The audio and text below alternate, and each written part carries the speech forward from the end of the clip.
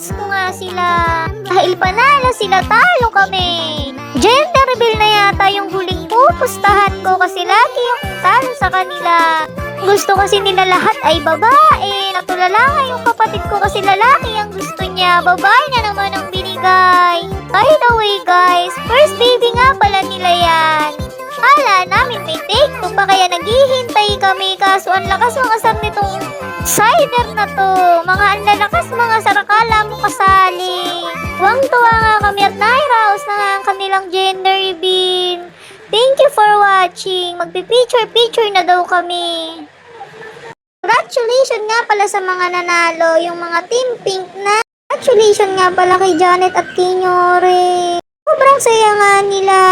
Dahil nakabuo na nga pala sila ng isang malaking pamilya. Di pa pala isang malaki kasi iisa pa lang yung anak nila. At may balak pa nga yata silang sundan. Hindi pa lumalabas. Nagbabalak na agad. Gusto kasi ng kapatid ko ay lalaki. Babae ang binigay. Pero okay lang. Blessing yan. Ako na lang ang gagawa ng lalaki kung papalarin. Pero joke lang.